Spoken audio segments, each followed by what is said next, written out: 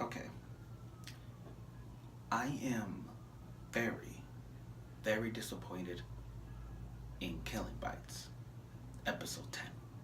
The reason I said that slowly because we're already 10 episodes of Killing Bites. 10. Episode 10. I'm going to keep that in mind. 10 episodes of Killing Bites. And we got a flashback. Why? In the middle of a fight. Why the fuck would you give us a flashback? That doesn't make any sense. You could have make that, you could have do that flashback a long time ago, probably like episode 2 or 3. But to have it during a fight against a brawling ass Sand Slash Pokemon, a Sand Slash, I don't care. We had it going on and you really, why? Why? Okay, I'll be honest. Killing Bites episode 10, they just want to bounce. They just want to get to know more about Hitomi. Because let's be honest, we don't know nothing about Hitomi. We don't know nothing about the Honey Badger. Nothing at all. I mean, sure, we had some interesting flashbacks that demonstrates the importance of every character, like the lion, the tiger, all those flashbacks. But the Honey Badger, he told me she should prove how rare that a girl like her falls for the guy, It's, let's be honest, how often in every anime show you find a girl who doesn't have any likes or dislike towards, well, no, likable to a character.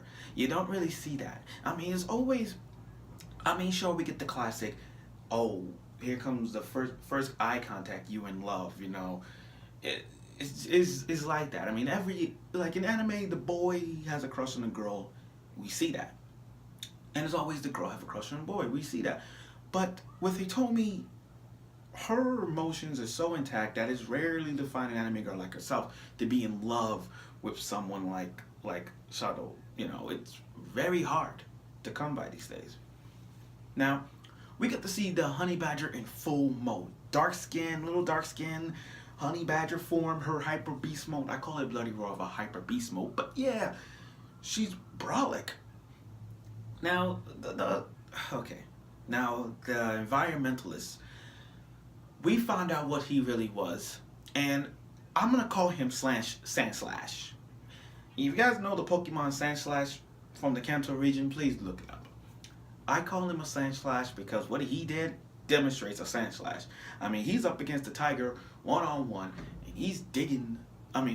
He's up against the Tiger one-on-one, and he got his hand and ripped it off, like twirled it and ripped it off. And then he also used his tail to stab the tiger in the chest.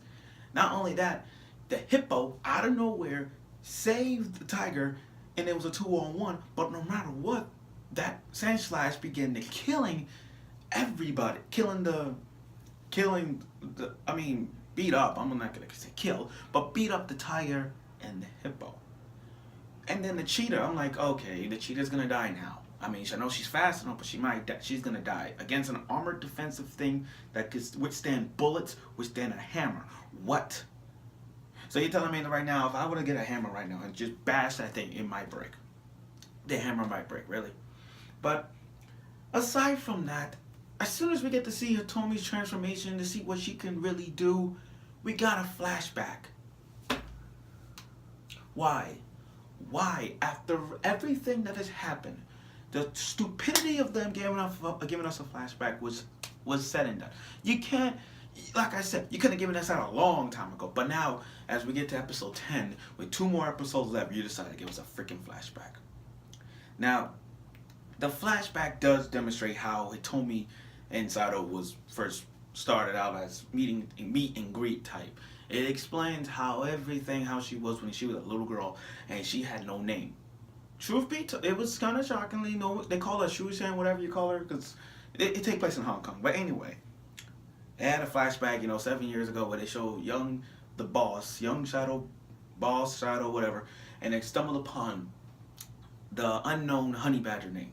Now, no one, and he tried to be friendly with her. Is that happens a lot in some animes where you try to be friendly with this creature and it didn't work out, so you try so many technical ways when it comes to eating sweets, when it's talking, and he tried so many countless ways to young. He told me that he bites her, he scratches her. It's kind of like the way how he told me, and young Sato was. It's like one of those father-daughter moments where where the father is trying to be nice to the daughter, but then the daughter gets so mad she started to bite him, and then scratch him, like that.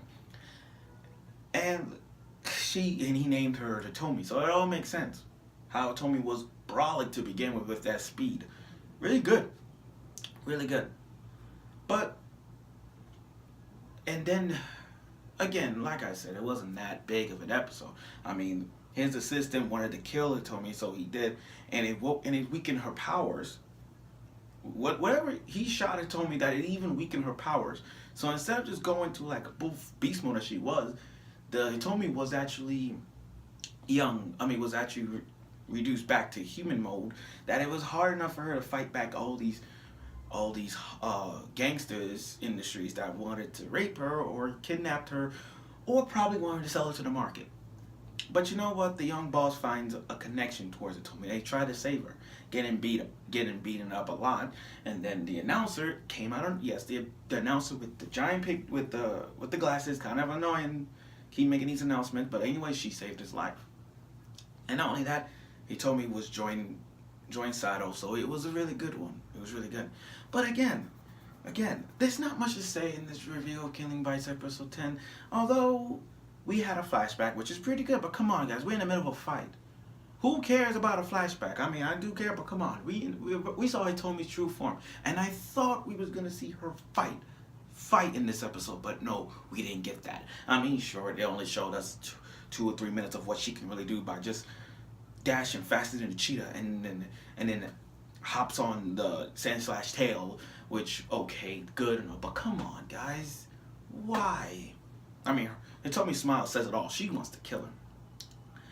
And okay, Hitomi once said the one with the sharpest fangs wins. That is Killing Bites. But now the Saito said it. Like, come on, guys. How many, like, if we would have bet on every time if we bet how many times Hitomi or anybody else said the one with the sharpest fang when that Killing Bites, we would have been richer by every second. I mean, I get the monologue, the montage, but can we shut up on that? We get it. The one with the sharpest fangs wins that Killing Bites. Stop saying that. Please stop saying that. I mean, do some of y'all find it annoying? I mean, come on. We had some annoying stuff that does repetitions of the same montage every time. There's Black Clover. And, there's other examples, but I can't go on further with that. But you guys get the idea. We get it. Stop saying that. We would have, if we had, the expression, if I had a nickel for every time you say that, we would have been 5 times richer. That's what it is. Every time we hear Killing Bites, we would have been richer and richer by every second. And here's the disappointing part about Killing Bites. We have fan service. Okay. We got ecchi, we got action, sci-fi, okay. But why horror? I mean, 10 episodes and there's a horror? I didn't know that. I just watch it because it looks good. And it actually is good. But where's the horrorness? I want you guys to show me any horror scenes in Killing Bites that screams, oh my god, did you see that?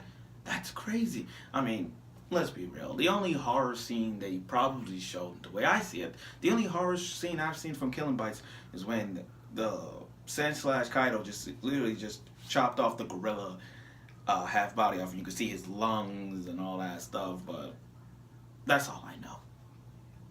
That's pretty much it, so there's not much to say about it.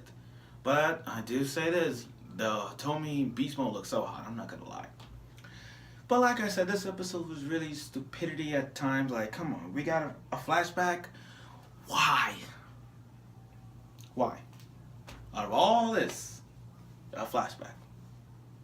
They say that's not much to say in this episode. I guess what I'm trying to say is when episode 11 or 12 comes crashing in, hopefully we get some more fight scenes with full beast mode Hitomi OP thing going on. So let's keep it like that. Oh, and by the way, the honey guide, I don't really care about the honey guide. I mean, she tried so much to be a Yuri stalker. a Yuri yandere towards Hitomi, but we don't care about her. Those side things are just so. Oh, not bad. I mean, if I want to see side stories like that, I would have gone on Black Clover and watched that Petite Clover they do at the end. But yeah, at least that's better than that. But like I said, let me go back. This episode was stupid. Good, but stupid. A flashback, too much. And they covered all of it. Way to kill time. So that's it. So tune in next week for Killing Bites. And let's pray we don't get a flashback. And let's make sure that we get some full Hitomi OP Honey Badger mode beats going on.